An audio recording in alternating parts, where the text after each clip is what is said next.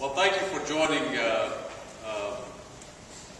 JPS panel on industry job search.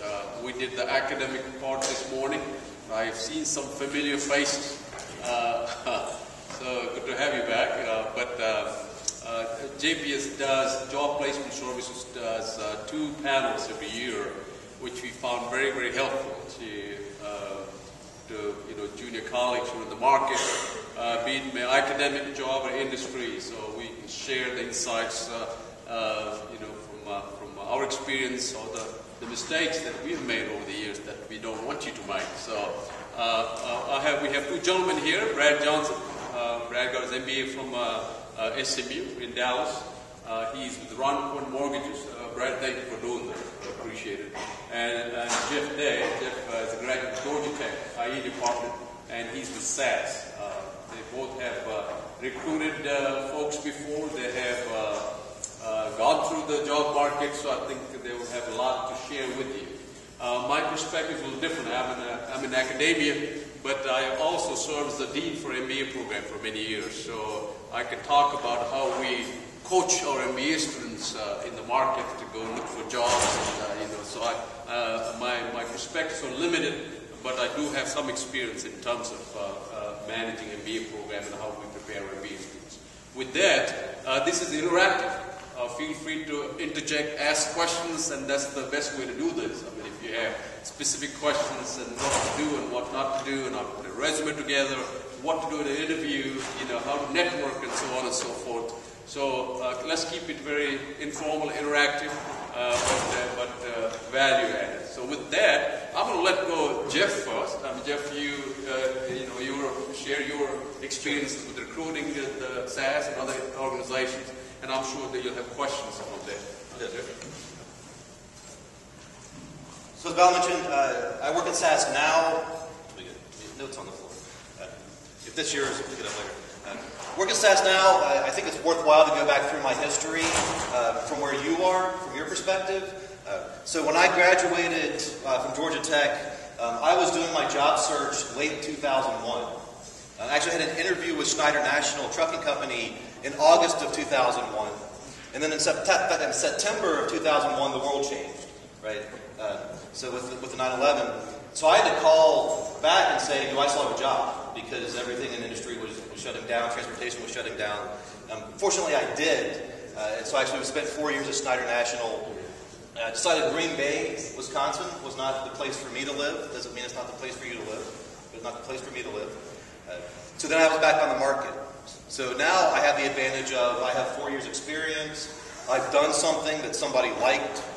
So I'm not trying to just tout my PhD research, and ended up at a company called Decisive Analytics in Arlington, Virginia. So the company does a lot of government work. I was fortunate enough to be on a commercial project.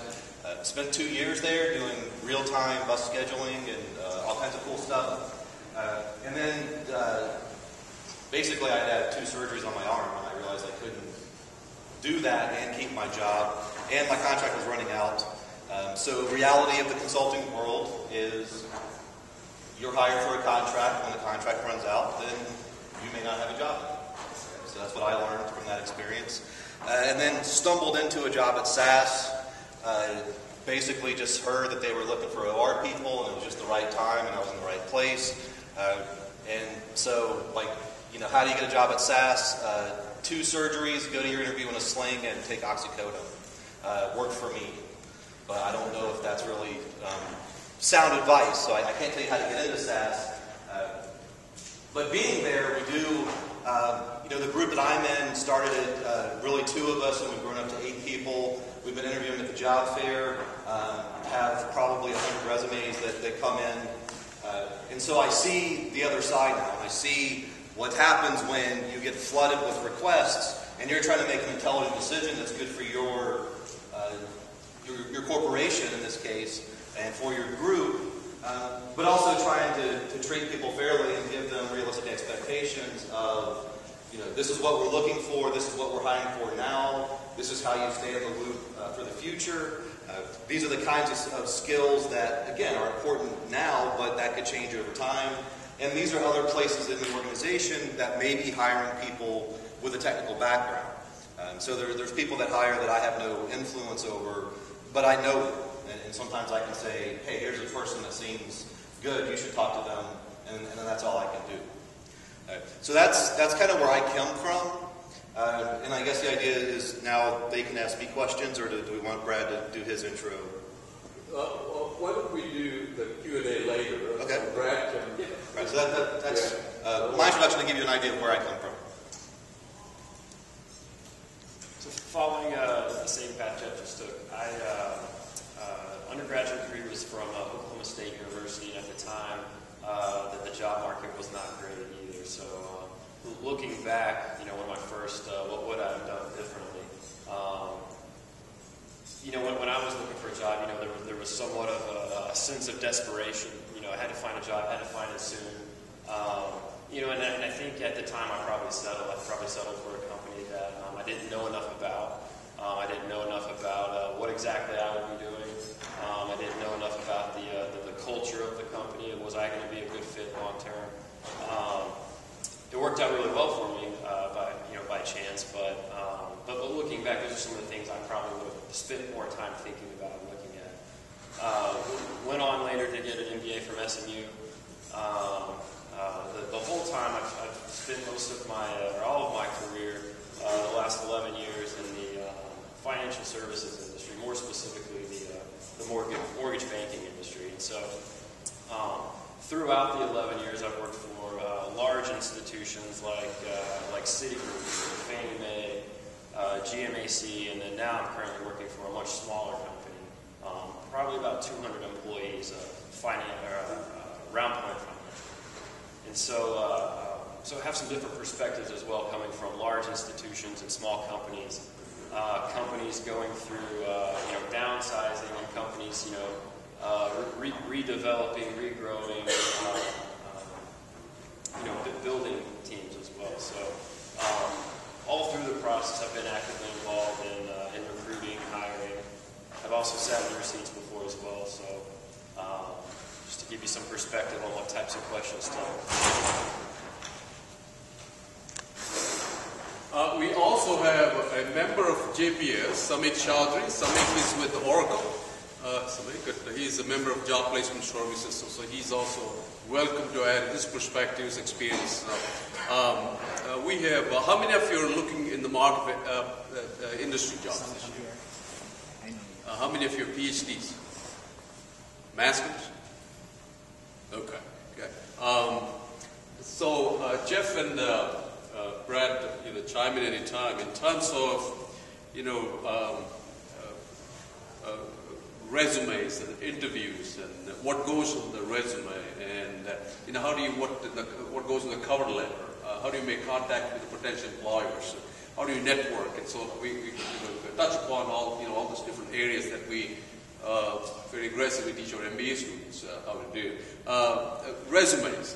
What goes on in the resume? 1 page, 2 page, in your recruiting experience, multiple pages. What to say in the resume. What is definitely no-no in the resume. If you can shed some, your insights on that. Yeah. So I'll say, from my perspective, when we look at resumes, especially somewhere here, like where there's a job fair, and you get people just coming up. Here's a resume. First thing I want to know is where are you? Like, where are you now in your education? Where are you going to be? So I need to find that PhD expected May 2012, or master's expected, or master's just finished. I need to be able to find that quickly, because we do have groups that, in R&D, they're only hiring PhDs. For other groups like, pre-sales or some of our on-demand solutions, they may look more for masters. And so I've got to, that's like sort of the first filter to say, okay, which pile do you go with? Second thing is any industry experience is going to be key. So even if it's an internship, a co-op, you've done an applied thesis project, that needs to show up. And if you're gearing towards industry, that's going to be more important than conference presentations, publications, those types of academic accolades, which are nice. So when I see a long resume, it's like 4 pages, and it's Like I'm digging through presentations and book chapters and papers that are still in working. It's like I can't.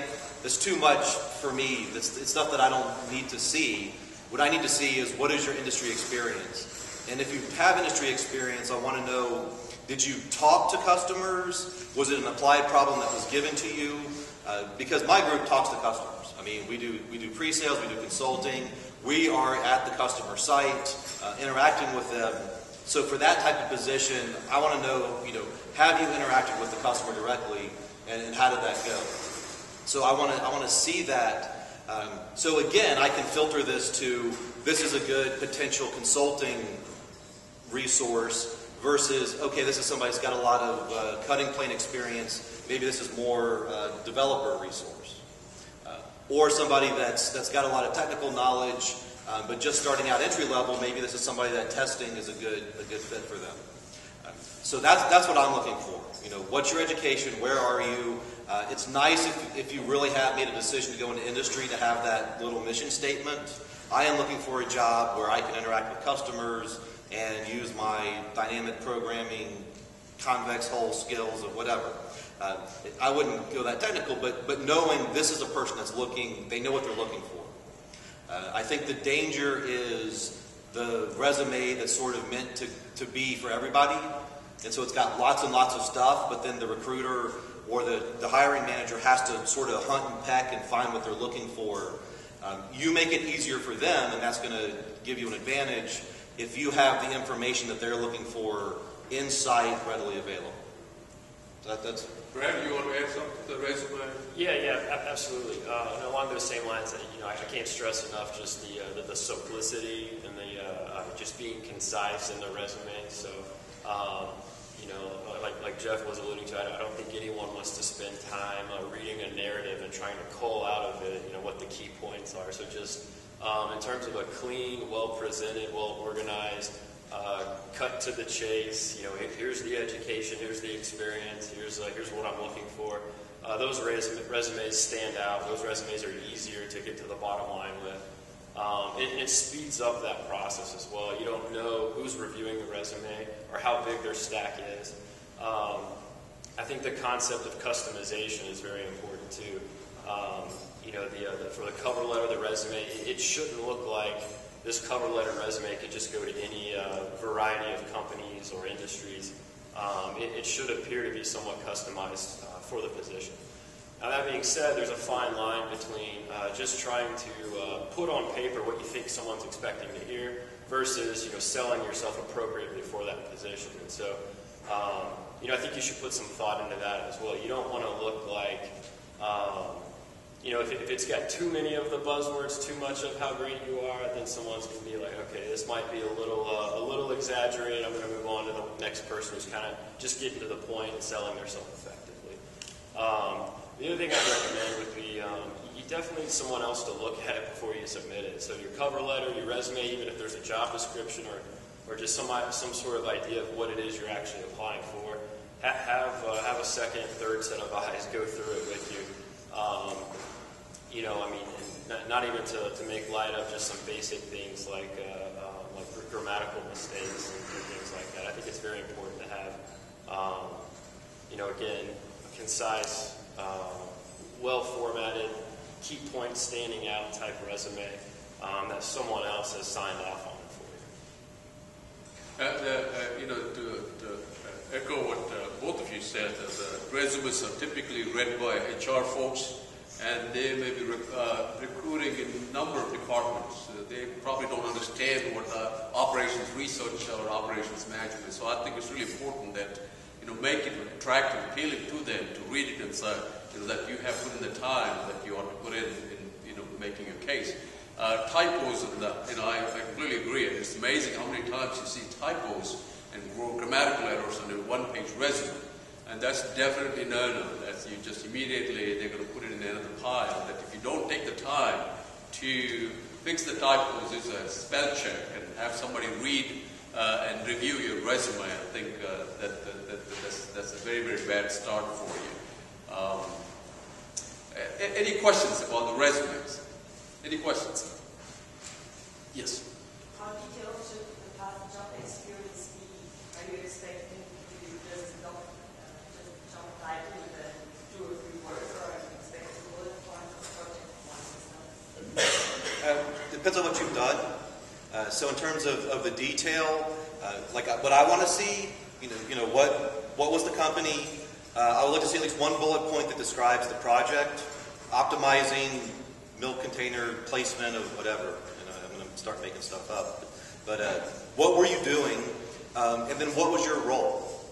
Okay, so I was coding, I was cleaning data, I was doing data mining, I was writing optimization code in Java or writing optimization in some modern language.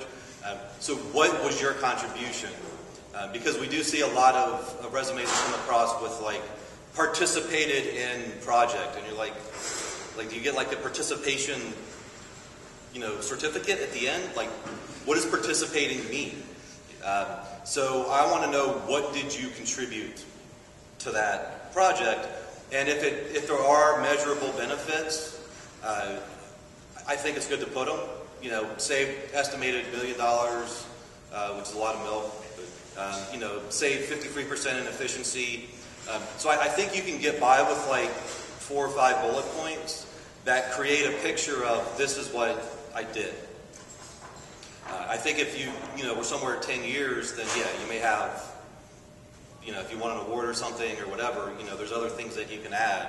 But at a minimum, I want to know what you did and what the project was about. Any comments or questions on resume? How to sell your story? Yes. A lot of online applications now have text-only resume.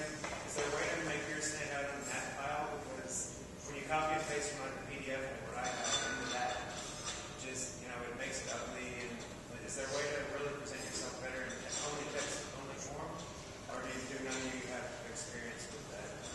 Yeah, so I have some experience, and I know some people that deal more closely with that, especially with students at SAS. My opinion is, on the text form, you got to stand out by being concise, by being to the point, kind of along with what Brad's saying, so that when you see that resume, you get it, right? So when you've got something, and I'm not a big fan of like, oh, my resume's it's got flowers in the corners and whatever, like stuff to stand out. I think it's fine, but it doesn't make me want to look at that one any more than the other ones. So what you really have to do is no spelling errors, I saw a resume, and I don't know if the person's here, if they are, I apologize, but it said languages, C, Java, and so on. Right, so you programmed in and so on. Right? That's what that implies to me. So the concise but also being clear is really what you've got to work with, right? So you can't worry about aesthetics. You can't do the bold, navy bold, and a lot of the underlining that you may do for something that's key. So then you've also got to put what you think your selling point is early, because we do. You sort of look at who is this person, what's their education, what about them is going to make me want to put this in, dog ear this electronic resume to look at it again. And so I think you've got more responsibility on you to put that early and not just try to have a ton of stuff and sell, yourself by volume of things that you can list. Just one quick thing to add to that. Currently we do receive the online applications in the text form resumes, and we have seen a couple of people take the extra step and supplement that by finding who can they send the other version of their resume to, because they're concerned about the text version. So anytime you can take an extra step, anytime you can. Now, RoundPoint's a smaller company, so access to the HR and recruiting team is probably more readily available than at some of the larger institutions. But we do see people that are concerned with the way it looked when they submitted it online, and they've bypassed that, gone directly to the recruiting and said, I've applied online, you've got my text version resume, here's the prettier PDF, Word, whatever version to supplement the application. Just wanted to add to that, so you can also use like asterisk and like underline, some basic formatting can be done. And to what you said, you can have like URLs pointing to your LinkedIn profile, which would definitely show it as an resume format, like nice, pretty format. So.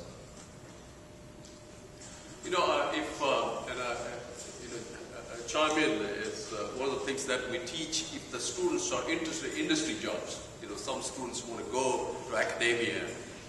This may not be as important for academic jobs versus the industry.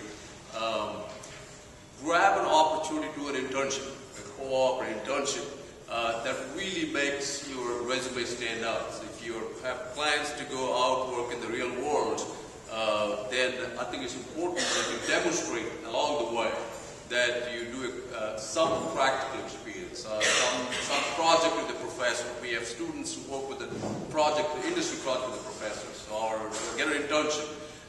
Even if it's not substantial, some indication that you can handle an industry job, I think, very beneficial. We, at least in the master's program, we encourage our students to get an internship. Internship is a fairly significant way to get your foot in the industry market. And so we have so much emphasis in terms of some students get great internships, some students get not so great internships, but either they can help you your resume quite a bit. So if you're planning, I know some of you are in the middle of your studies, if you're planning to go in that market, grab an opportunity to show that you can do the real world work, if I may.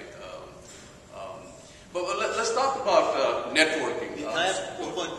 With the internships, it's also good if you go into an applied job to have at least one of your references be from industry.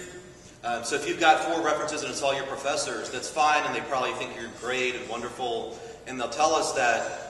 But you get a different set of information from somebody, even if it's somebody you did research work with, but they're applied at the company, and they'll say, oh, they understand our problems. They understand what we needed to do. They understood our data.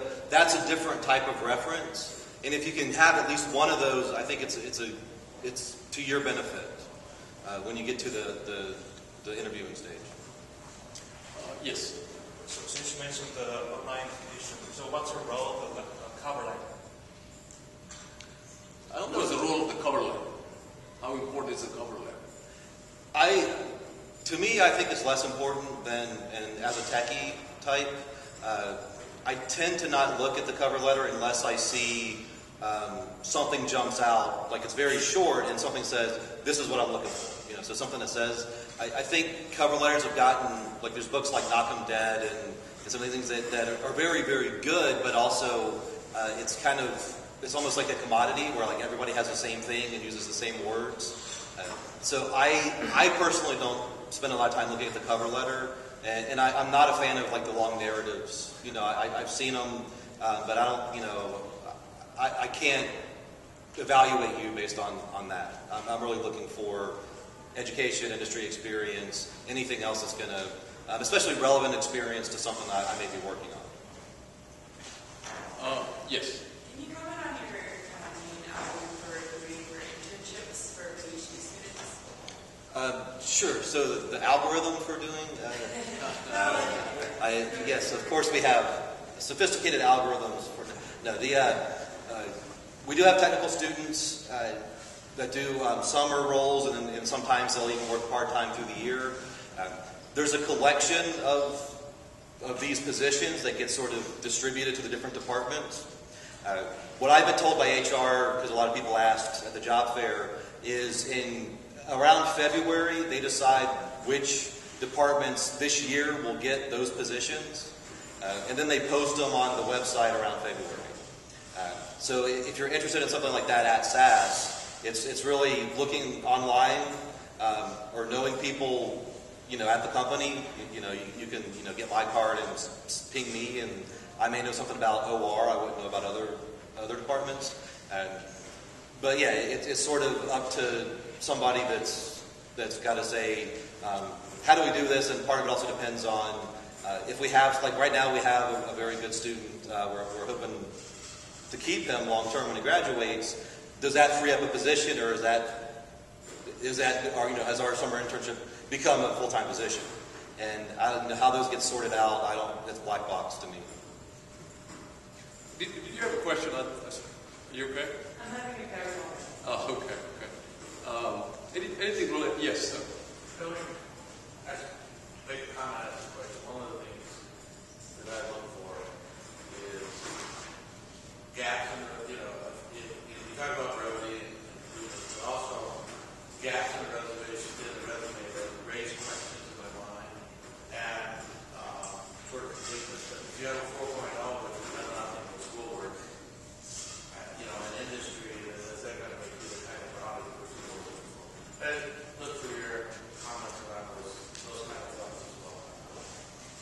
so you're talking about people have been out for a while, and what are the red flags that you may see on a resume?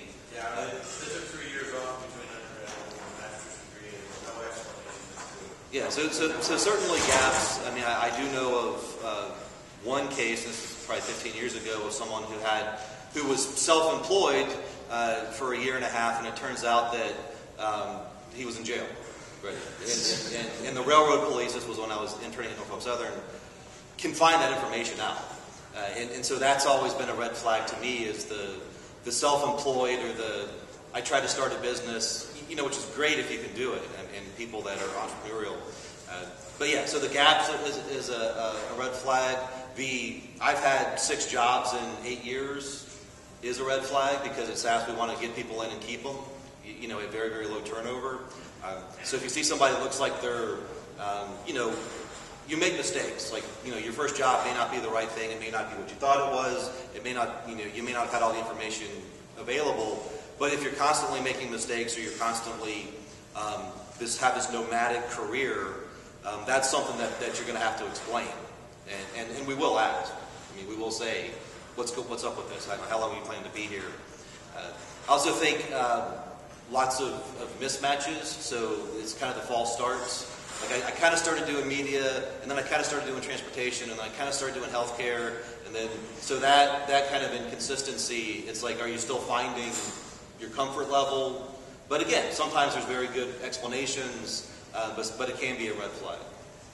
Yeah, to add to that, we definitely spend time looking for anomalies in the resume. So if it's gaps in an experience, or if it's inconsistency, that's something that that the first line of defense, the HR team, the recruiter, that they would probably spot and want some general comfort in before they even pass it on to the specific business to review and proceed with the interview. But if that does exist on your resume, you definitely need to be prepared to speak to it. And like Jeff was saying, it's definitely possible for people to start down one path and change their mind and move to a different opportunity, or to excel and be moved on to different things. But in general, you want to see consistency in positions and in a resume long term. And when you don't see that, or when you see the opposite of that, it does raise red flags. You definitely need to be prepared to speak to that. And just throughout your career, you should focus on avoiding having to put that down on your resume as you go through your career. Yeah, also, be accurate and truthful on your resume, because you lie and you get caught, they will come back and haunt you for the rest of your career. We had a situation, I got a phone call from one of our board members that a realtor in a big town in the state of Texas has on her resume, since she has an MBA from Texas A&M in finance. And after conversing with the agent, and he realized that person just graduated from high school, never went to college. So I called that person, had a conversation. I asked her, when did you get your MBA from Texas A&M? And it takes about 30 seconds, you can figure it out. And so I discovered that she never went to Texas A&M. And then she said she got an MBA online at Texas A&M. Well, we never had an online MBA program at Texas A&M. And finally she confessed that she lied on the resume that she had an MBA. We gave her, we called our general counsel's office. We gave her, I think, 5 days to clean up the mess, or we contacted the district attorney's office, because it is a misdemeanor in some state to lie on your resume. She did clean up the mess, but the point is that it is not worth it. It will come back. You may get away with it once, perhaps twice, but in the long run, somebody will figure it out that you are not being very truthful on your resume. So I think it's really important that get your first or the second job and show the integrity that these companies expect of their employees. Let's switch gears a little bit in terms of, so you got the resume ready, networking, and how do you network, and what does that mean? In MBA programs, we spend a lot of money doing that. All MBA programs do. We have we have faculty who teach communications. We have faculty who teach leadership. We have faculty who teach how to network. But that's not necessarily true in general. In master's programs and PhD, on the PhD, we just write papers and get out. So what does that mean to network, and how do you do that? Both of you in your experience. Well, yeah. So certainly differentiating network optimization from networking. Just so there's no ambiguity.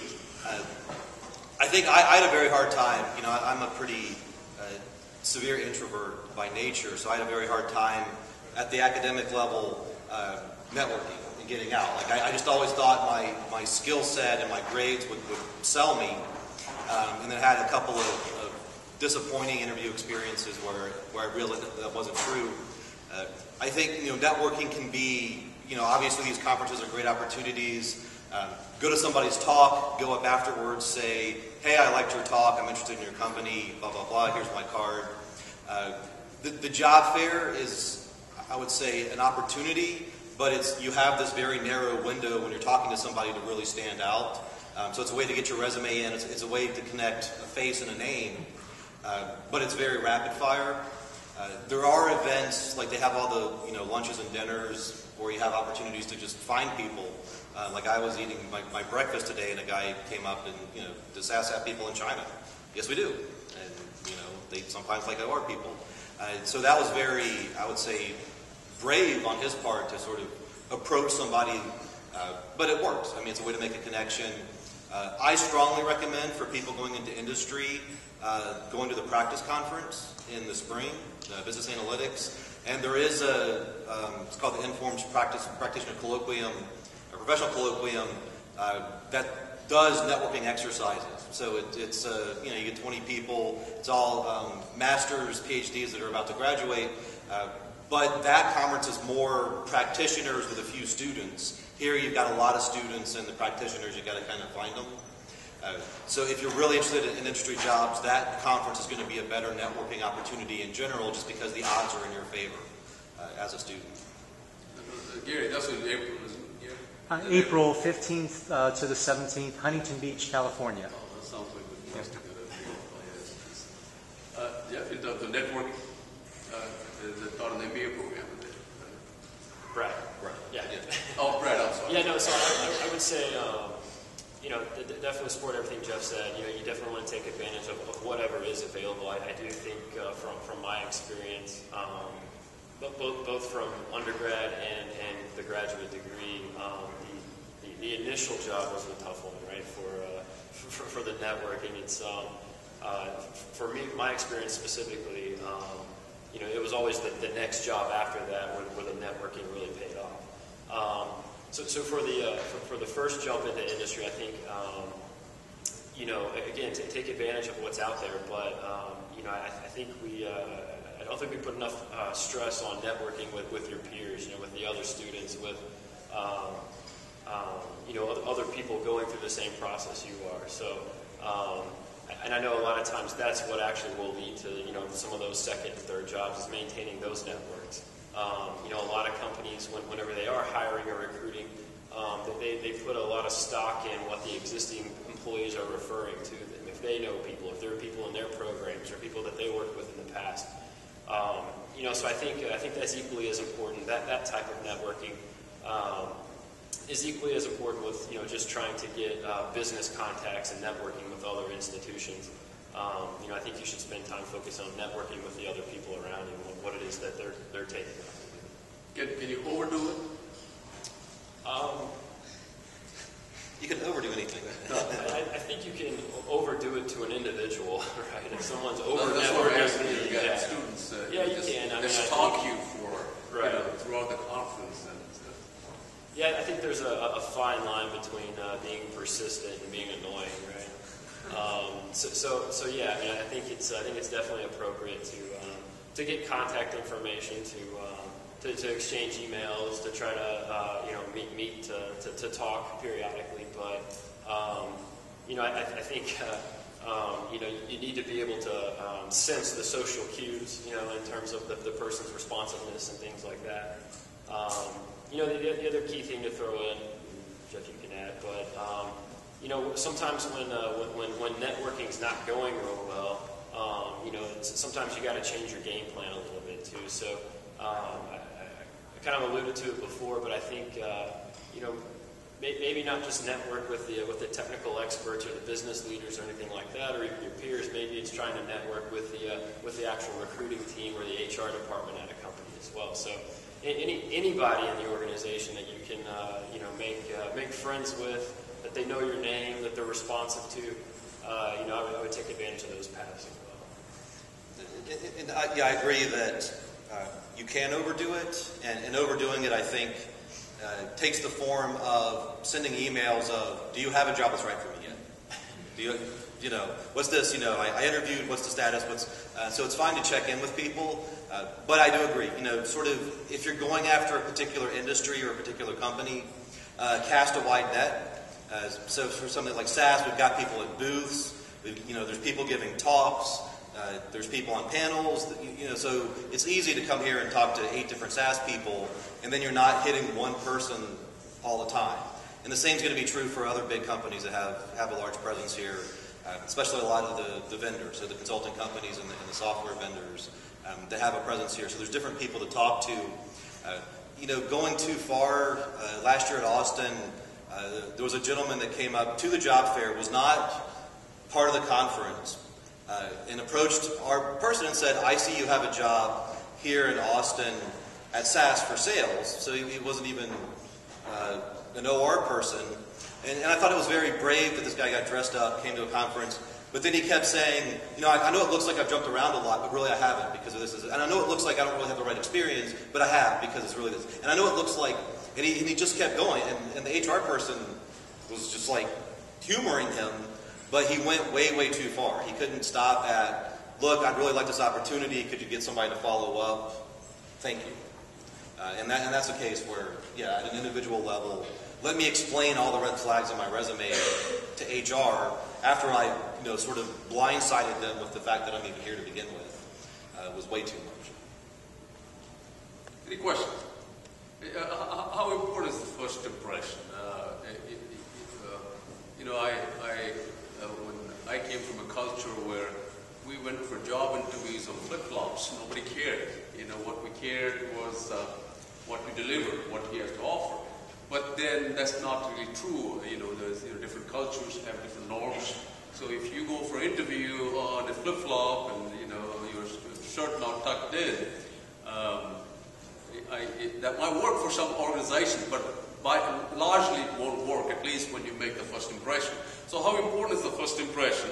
And you're going to laugh about this. How important is the handshake, for example? Because in the management department, there's a lot of research done in terms of in the OBHR people are, how important is the handshake, and would that increase your chances of getting a job versus somebody who doesn't have a good handshake? And you laugh, but it's a major research topic for in OBHR. So first impression, eye contact, handshake, and they're laughing at me, but I've been around long enough around employers, so I think every little thing matters. I'd say it depends on the job. So when we interview people for a consulting job, somebody we're going to put in front of a customer, somebody that's going to be interacting with sales teams, etc., there's a lot more emphasis, and not on being like a slick fashion kind of expert, but the way someone comes across. And I think more so in their personality necessarily than just dress. I mean, obviously, if it's flip-flops and untucked shirts and they haven't shaved in weeks or something, that creates one impression. But really, when we interview people, we make them do a talk, like an hour talk about their history. That carries a lot of weight in terms of the impression you have, based on how you give that talk. Do you adjust to the audience? Do you seem confident? Are you saying things that are very specific, or is it all, fluff and high level? Handshake, I think if it's so weak that the person seems unconfident, not at a conscious level. Like we don't have any forms where we check the handshake, describe it in any detail. But I think, yeah, subconsciously, that can be like, hey, this person doesn't like me, or they're, something just they're pulling back from me as opposed to meeting me halfway. So I think on the flip side, when you're dealing with hiring for developer positions, so somebody's going to effectively sit in a cube or an office and write code, you tend to overlook a lot of the interaction, the interpersonal pieces, because what you really want is somebody who's going to write good code, and you don't want somebody that's going to fight with people, if they're too aggressive, but you can get away with a lot more for those types of positions. So it really is going to depend on the position. But yeah, when I meet people at job fair, when I meet people at conferences, yeah, you are looking, are they personable? Do I enjoy talking to them? Do they seem genuine and sincere? Does it feel like we're having a conversation, or does it feel like they're trying to force some conclusion on me about them? And being able to kind of relax with somebody to have a conversation is what you want, where you want to be. Yeah, I would definitely agree with that. I think the first impression is very important. Like Jeff said, I think it varies by the specific job. But in general, it's still the first impression. So, I think more specifically, from my experience, it's more of the applicant showing a sense of confidence, a sense of pride in the interview process and what it is that they're selling or delivering. That they're taking it seriously, that they're showing respect. That there's a lot of components of that, and that they're not treating this interview or this interview team like they're on some assembly line, like they're just kind of walking in next. But that there's actually some thought, some pride, some intent going into this interview. And as far as a handshake goes, like Jeff said, there's definitely not a checkbox. Did they pass or fail the handshake test? But it will be talked about. So if there's a bad handshake, when the group meets to talk about the applicant, they're going to joke about the handshake. Along with everything else. But behind the scenes, it's not as professional as in the interview room. They're gonna. Did you see what they were wearing? Can you believe they said this? Did you feel the handshake? So you should be aware of that. And so just some actual experience. We interviewed a guy recently, and we went for the handshake. And everyone has the awkward handshake, accidental, maybe someone squeezes too soon and grabs your fingers or whatever it is.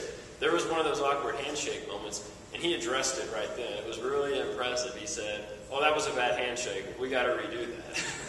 And it was comical, and it didn't mean anything, but just the fact that it was important to him, it was valuable to us. We wouldn't have graded him poorly for having a bad handshake, but it was just kind of a comic relief moment, and he was showing us that, hey, the handshake's important. I realize that. I'm going to make my effort to do a better job at it. So rehearse your handshake before you move into Rehearse it. Well, and I would say phone interviews, first impressions are very, very key. Absolutely. So when you're on the phone with somebody, if it feels like they're not there with you, so you get on the phone and you're this is your first contact with someone, and they're saying, "Oh yeah, I just got through with this and I got this, and this is really happening. Anyways, it's nice to talk to you." No, I mean, you are there for that conversation, and that's, you shouldn't have games being played. You shouldn't be doing any multitasking, because the fact that you're paying attention, are you asking good questions? Do you sound confident in your voice? That's the impression somebody has. So when you take away all the visual and the physical, and you just have this kind of vocal interaction, I think it's very important to rehearse effectively your handshake, your vocal handshake. How are you going to introduce yourself? Hello, how's your day going? Thank you for calling me. I appreciate it. Glad we have this time together.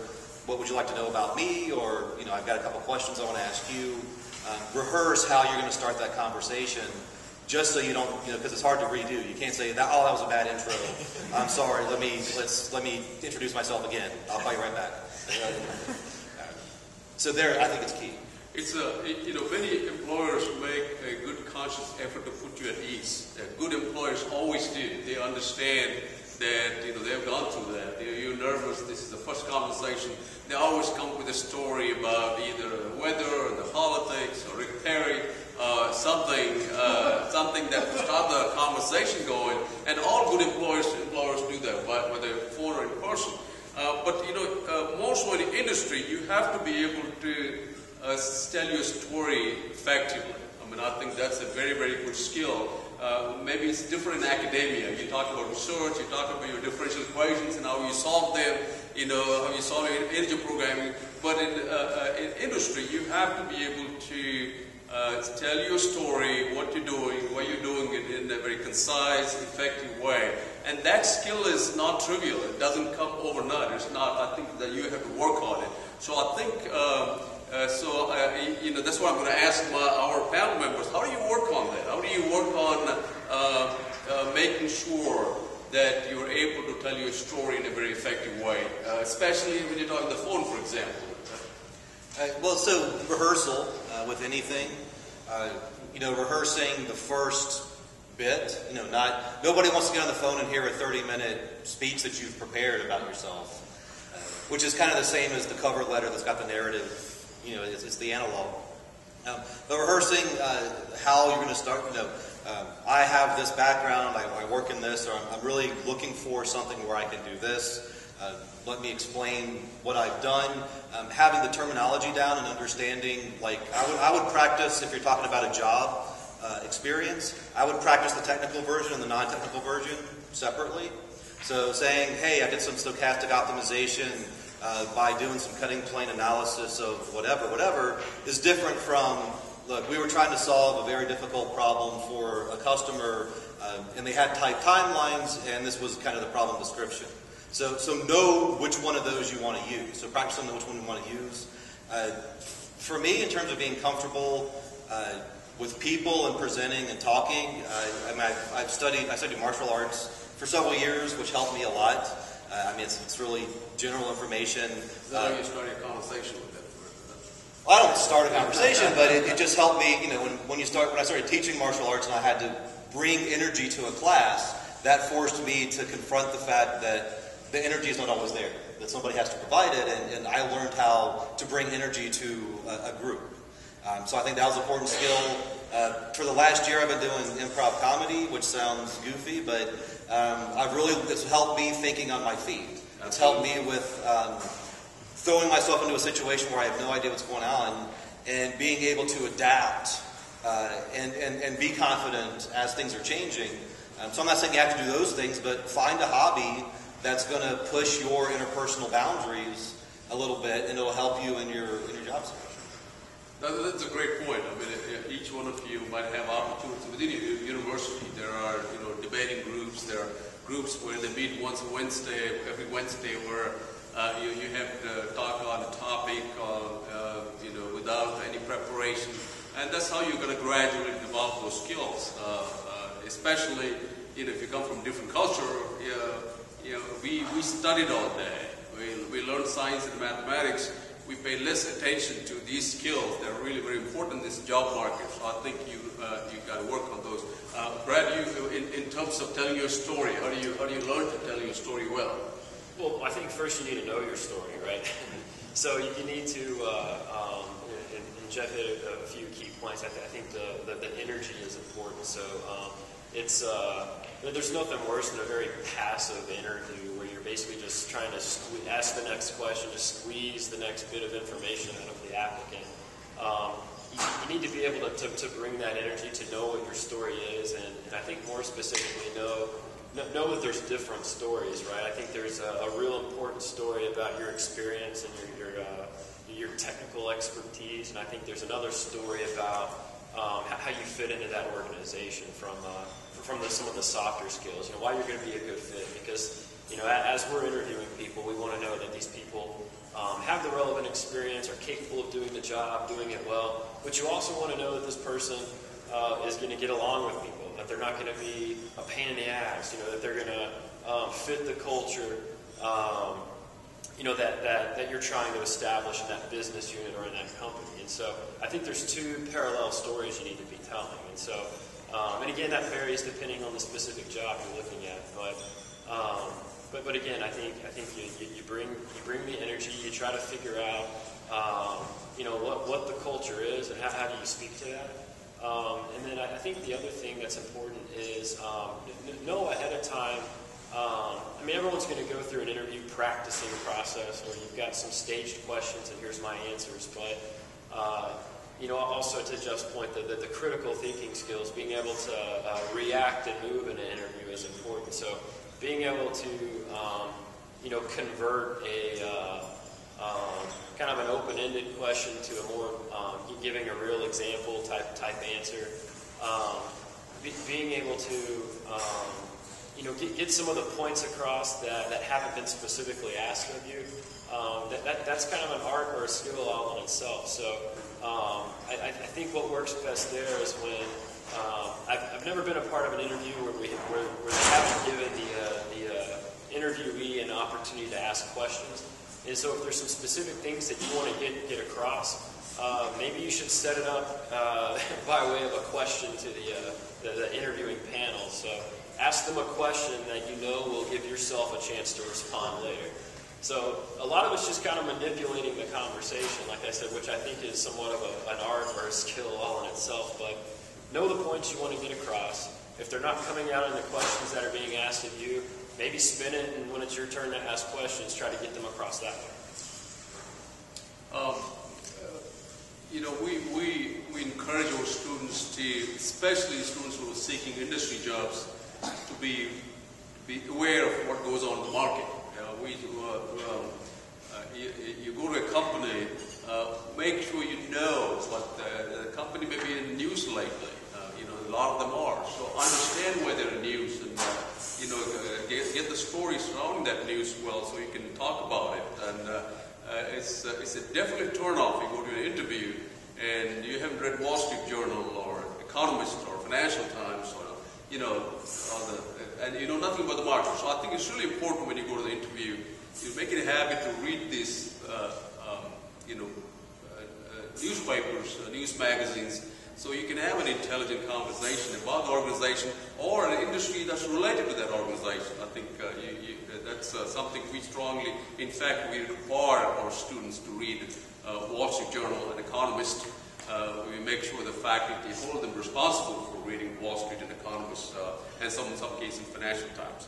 So anyway, so we got the interviews. So you got the interview, and you go to the interview, and you're at an interview.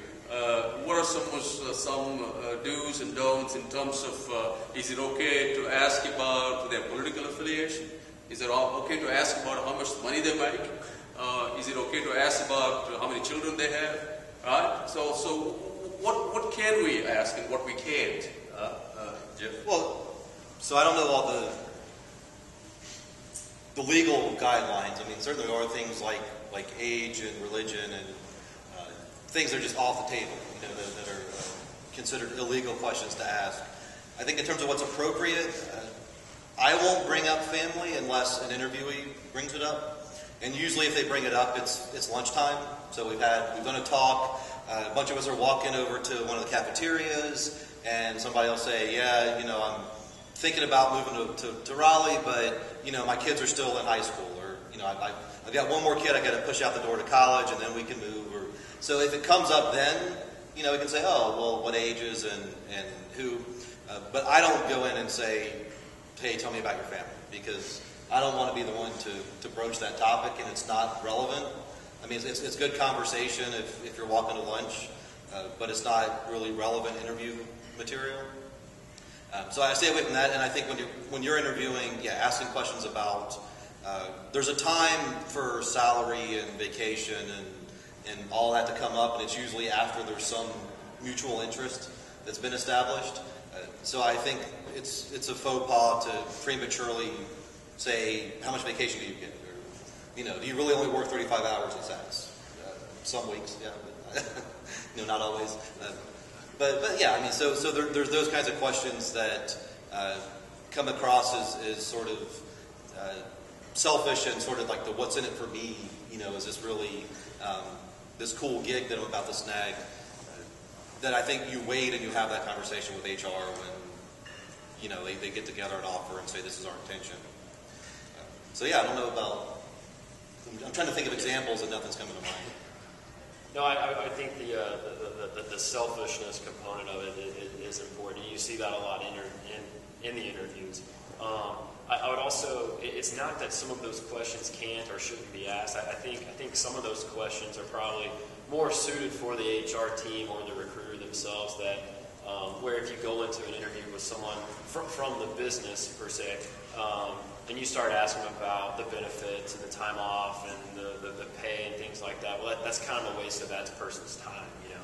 And so I think the questions that are appropriate, I think you should be asking questions that are demonstrating your efforts to see if you're a good fit in the organization or to see if you've got the appropriate skill sets.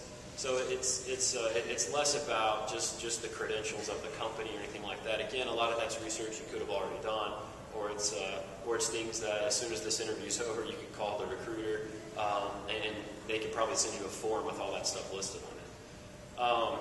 I think some compensation conversations are appropriate, not specific, well, how much do I get paid, and what are the paydays, and things like that. But in general, you can understand how the compensation works, you know.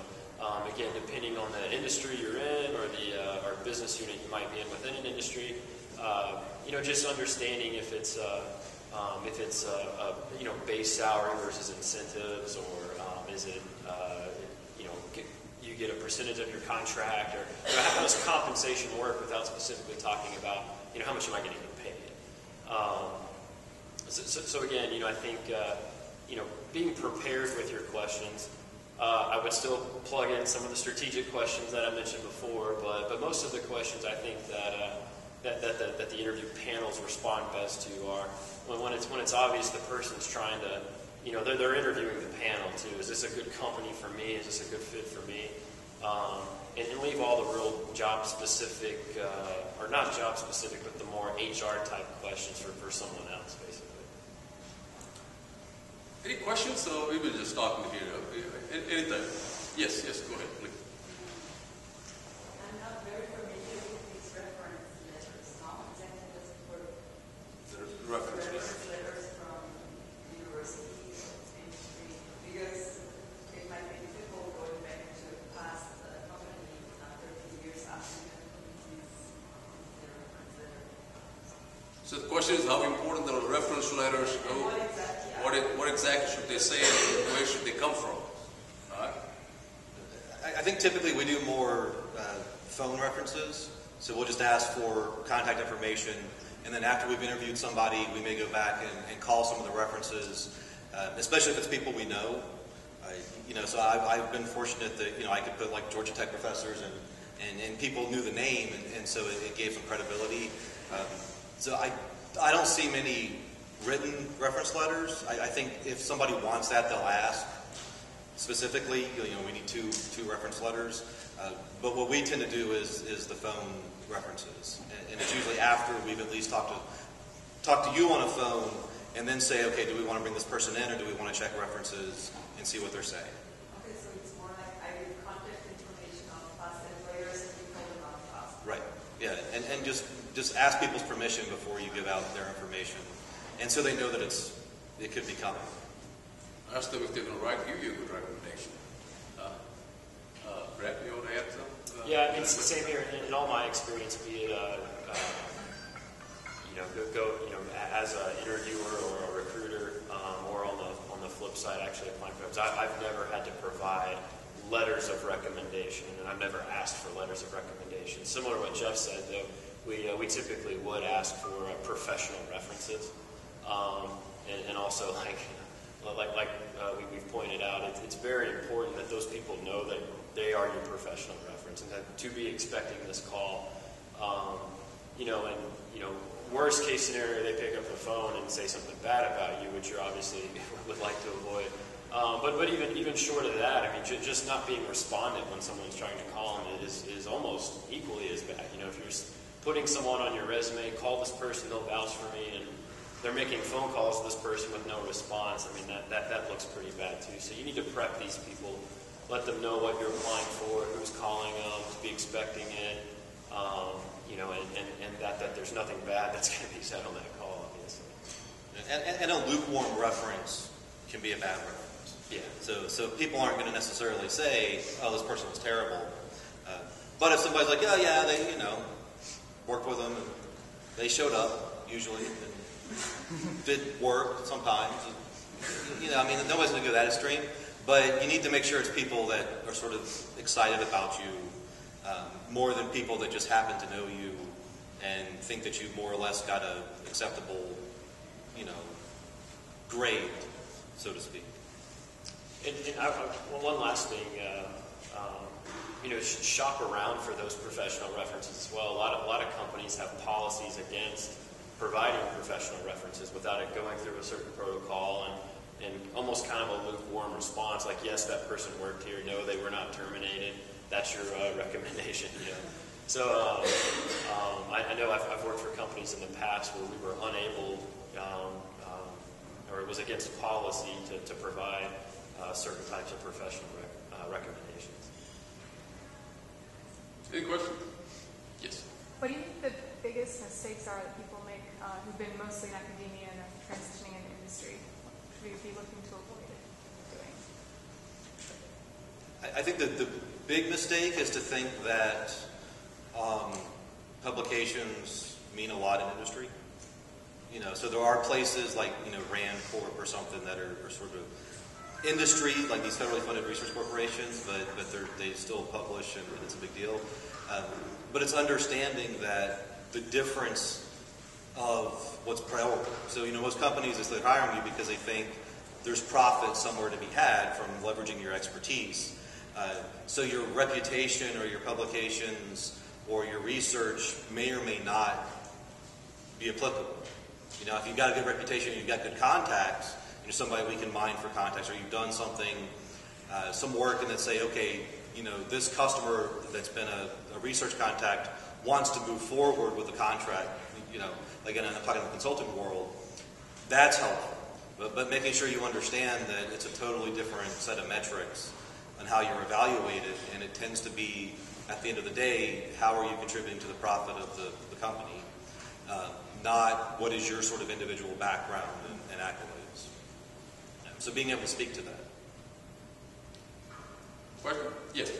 Along those same lines, I'm a PhD student and a couple years away from graduating, hopefully, and thinking about the operations research tools that I'm learning. We walk in the exhibit hall, and there are a zillion different optimization software packages, and obviously SAS has its own specialized tools. How important are the specific tools we're learning if we're thinking about positioning ourselves to be good candidates for industry positions? Again, it's going to depend on where you want to go.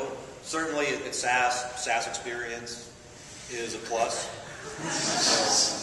It kind of goes without saying, but yeah, and SAS experience, that's not on the mainframe. So, we do get the people that's, 17 years ago, I did this stuff, and no, that's not. But there's also things that are similar. So there's other modeling languages, and it's going to depend on the position. So if we're hiring for somebody that's going to be writing code to solve models, we want to see that they've done something like that. If they've done it in SAS, even better. If not, you can learn it pretty quickly. If you're looking for somebody that's, this is going to be doing a lot of discrete event simulation, we want to see that you've done discrete event simulation in some package. But it's going to be very, very job dependent in terms of the tools. And I think when you're talking about specifically which tools, if you're going to, work for that company, to apply these or to figure out, what the problems are, and take my technical skills and cut through the noise and connect the dots for whatever business you're applying those standard technical skills to. So they have the jobs now. They got offers from SAS, Oracle, or Runpoint. So what then? How do you negotiate? Should we negotiate an offer? You just take the job and run away, or just have a conversation in terms of, I really want to have $120,000 as opposed to $100,000. So how do you manage that? Is that a definite no-no? It's a turn-off to the employers? Or some employers might think, hey, this guy is pretty entrepreneurial. I mean, he's a very proactive, he or she. so they might even like it. So what are your thoughts on negotiating an offer? So I think it's perfectly acceptable to offer a counter. And I've done this, companies is like, hey, look, this is a little bit, I've done my research. I know what starting positions are for people fresh out of Georgia Tech. I know what the cost of standard, being able to justify it. I know what the standard of living difference is. You're paying me about 10% less than really market value. Is that negotiable? And then usually they'll, say, yeah, we can give a little bit, or no, this is fixed by HR. There's no room for leeway. I'm not an aggressive negotiator. I don't enjoy that process. So I think it's worth mentioning. I also think if you're going to go down that road, you need to know what your break point is. I mean, are you really like, this job is unacceptable if I don't get, if they don't give me free housing or whatever, free M&Ms that we have at SAS or whatever the benefits are, or am I just trying to push it for the sake of pushing it? The other thing I would say, and what I've learned, is be very attentive to how the company negotiates back with you. In the sense that, are they playing hardball, or are they being honest, saying, yeah, you have valid points, but this is how the process works, versus saying, oh, I can't believe you think that. I'm at an interview with somebody, and what do you think it should be paid? I think it should be paid this, but oh, gee, we'll have to see what the maximum we can do. I was like, I don't want to do this, right? I don't want to play this game. Me, my personality, I don't want to be ridiculed for asking for something that I know is completely reasonable. And so I think those are red flags for the company if you get into this kind of, you're just being ridiculous if you know you're not. If people are saying, I'm going to make you an offer and it's if you ask for $1 more than we'll say no. You can test them. You can say, hey, I'd like $90,007, and see if they really are on the level.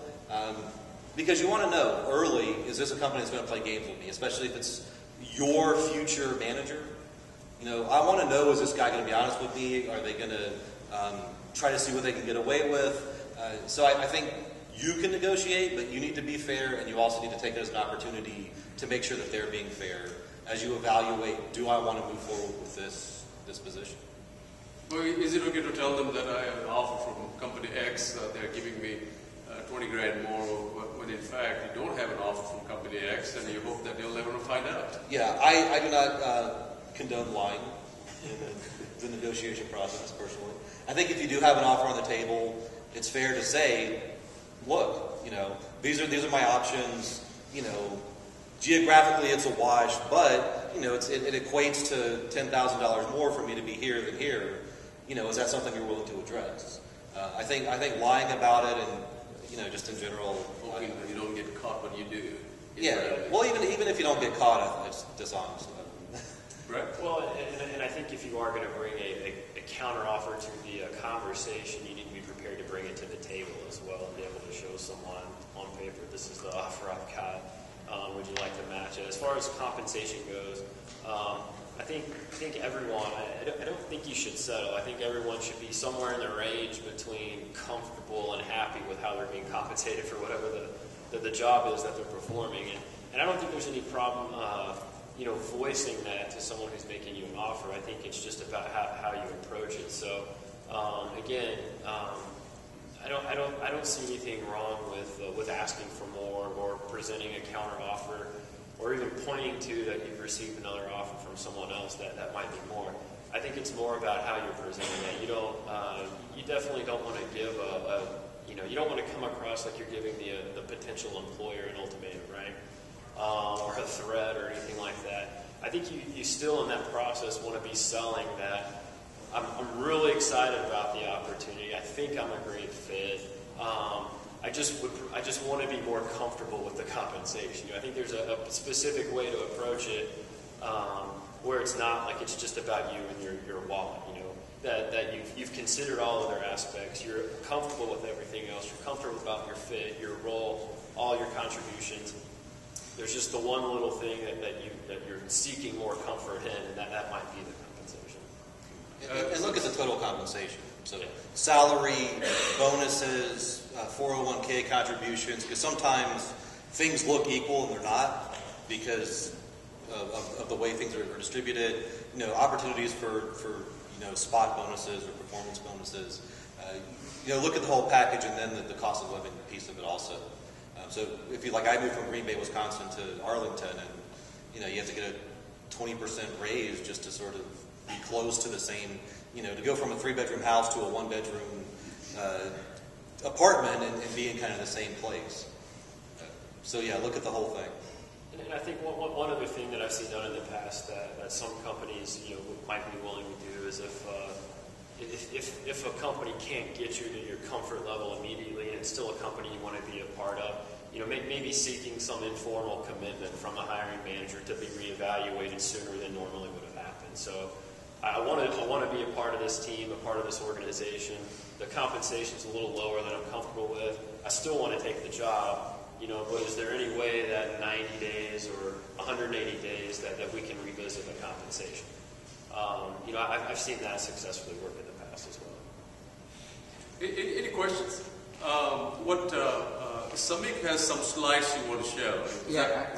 I just wanted to add a quick thing. So intangible benefits are sometimes not really intangible, but indirect benefits are sometimes quite important. For example, sending a representative to a conference is actually a costly effort. In these days of cost cutting and whatnot, it sometimes it costs quite some money. So, for example, I was actually in this situation. I had 2 job offers and I had to kind of choose between them. And one of them said that we also send people to conference, and I think it's a really valuable benefit for me. It's just me, but I think attending conferences in the particular sphere of importance is really important. So that actually, if you add that up, if you consider that, it does add up. So. Also, sometimes we get really bogged down with $5,000, $10,000 if we don't pay attention to the larger issues where is this a company that you want to spend your life with? I think so. It's as both the panel members said, that you really look at the overall package. What kind of future you have in that company, and don't get really carried away with $5,000 in the long run. That $5,000 probably wouldn't help you that much. Samik, you don't have to turn the projector on. Oh, okay. Thanks. Is that the one? So you can connect.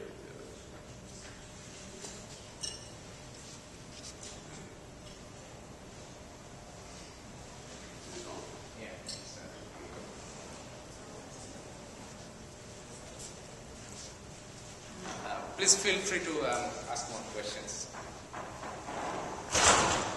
Thanks.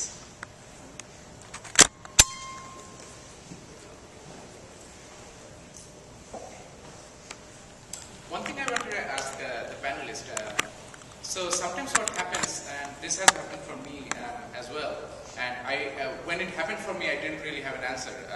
So what happens is sometimes you are not selling, let's say we have a PhD, and you are not really selling the specific research area that you work on, but you are rather selling your competencies or your experience in working for a project and things like that. So how do you handle that? This is not a related industry, but you are kind of trying to sell your experience or something like that, and how do you approach that? Yeah, so that's actually, I would say, a challenge even from the product side or from the consulting side of you haven't done this exact thing that we're looking for. Right. So airlines are different from railroads. So you have transportation experience, but it doesn't. You have to demonstrate that you understand the differences. So you have to accept that they are different. Right. Nobody wants to feel like they're having a solution or a methodology forced on them that's been evaluated somewhere else, right? Or successful somewhere else. So you have to say, yeah, look, I have a firm understanding of transportation networks.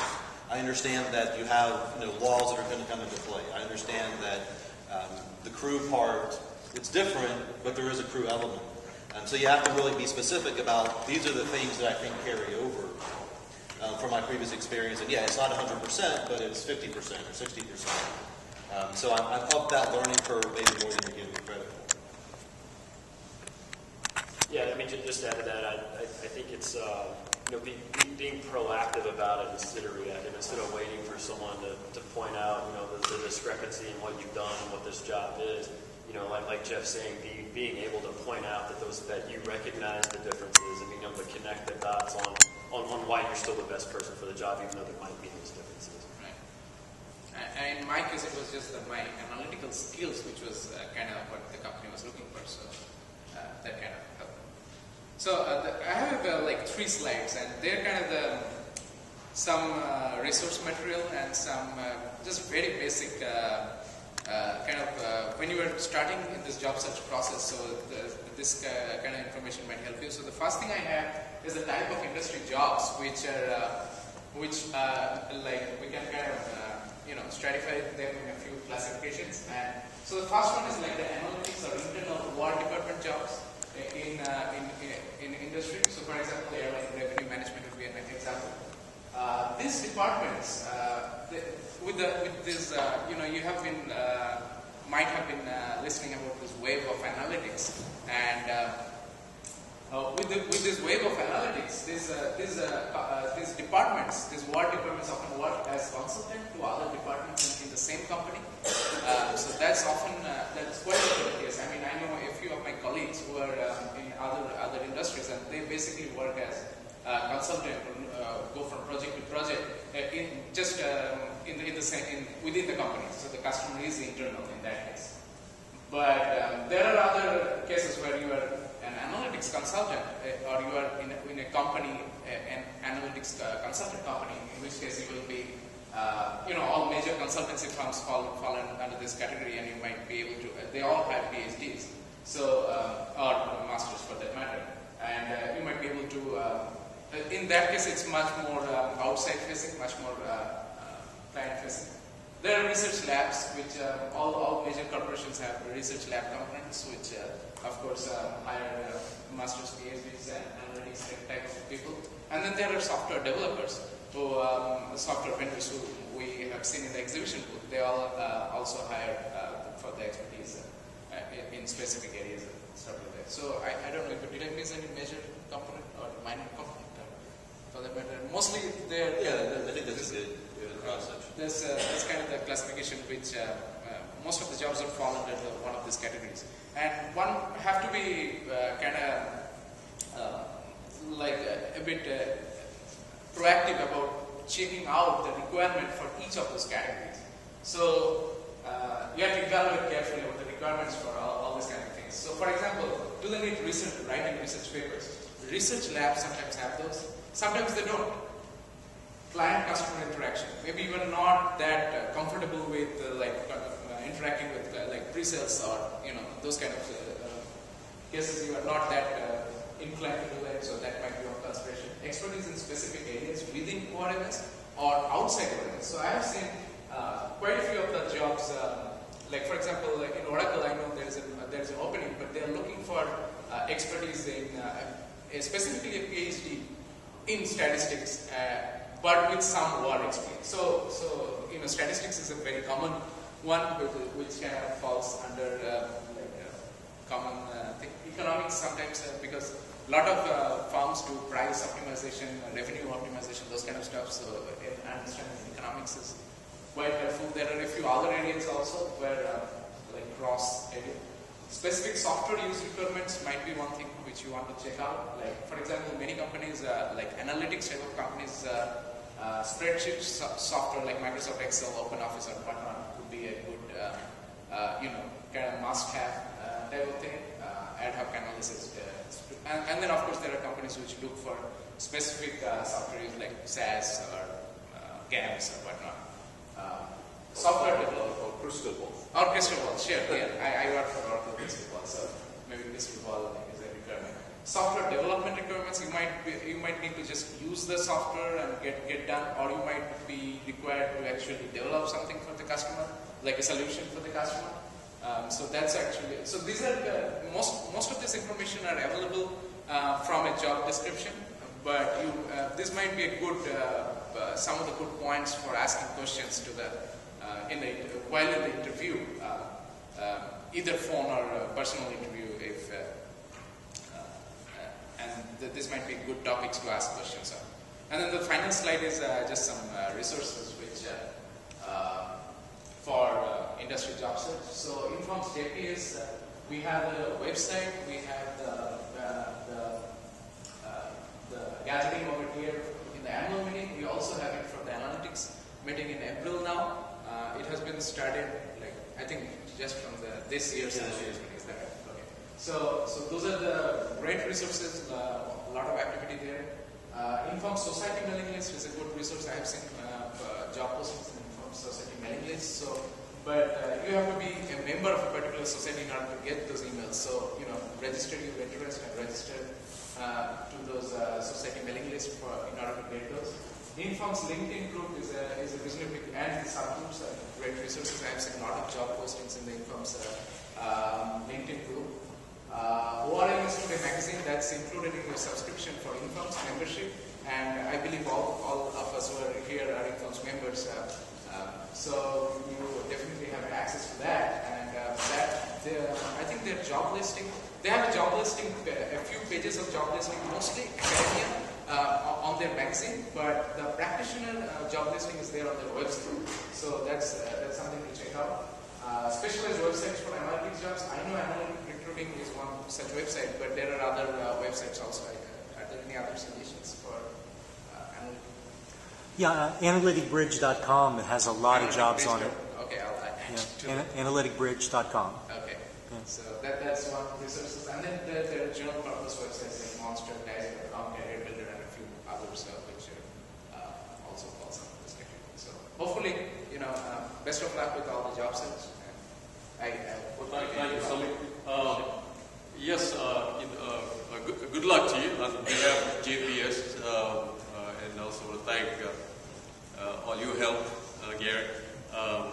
Be proactive, be aggressive, make sure you go seek the job. Don't wait the jobs come to you. You really have to, especially with the marketing stuff, that you got to be a lot more proactive than that you would be otherwise. I want to thank our panel members, Jeff, Brad, busy schedule, but we appreciate your insights and experience, and it's going to be helpful for us.